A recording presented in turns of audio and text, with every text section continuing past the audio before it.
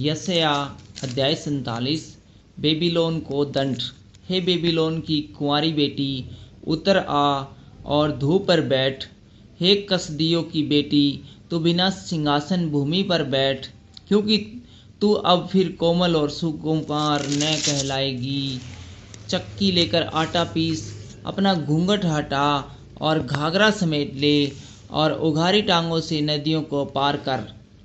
तेरी नंगनता उघारी जाएगी और तेरी लज्जा प्रकट होगी।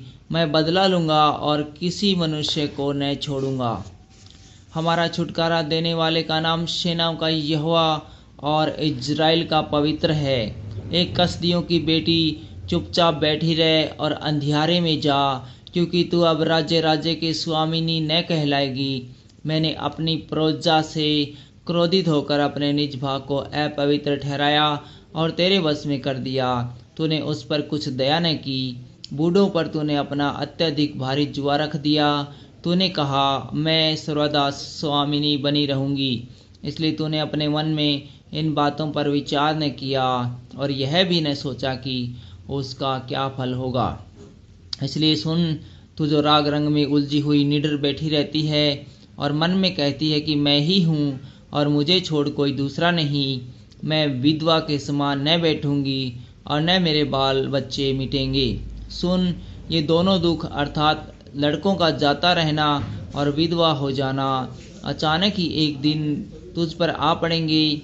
तेरे बहुत से टोनों और तेरे भारी भारी तंत्र मंत्रों के रहते हुए भी तुझ पर अपने पूरे बल से आ पड़ेंगे। तूने अपनी दुष्टता पर भरोसा रखा। तूने कहा, मुझे कोई नहीं देखता। तेरी बुद्धि और ज्ञान ने तुझे बहकाया और तूने अपने मन में कहा, मैं ही हूँ और मेरे सिवाय कोई दूसरा नहीं।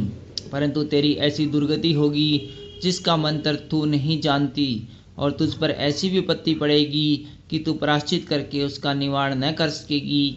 अचानक विनाश तुझ पर आ पड़ेगा जिसका तुझे कुछ भी पता नहीं। अपने तंत्र मंत्र और बहुत से टोनों को, जिनका तूने बालावस्था से ही अभ्यास किया है, उपयोग में ला। संभव है कि तू उससे लाभ उठा सके या उसके बल से सितर रह सके। तू तो युक्ति करते करते थक गई। अब तेरे ज्योतिषी जो नक्षत्रों को ध्यान से देखते और नए नए चांद को देखकर होनहार बताते हैं, वे खड़े होकर तुझे उन बातों से बचाए दो जो तुझ पर घटेगी। देख, वे भूसे के समान होकर आग से भस्म हो जाएंगे। वे अपने प्राणों को ज्वाला से न बचा सकेंगे।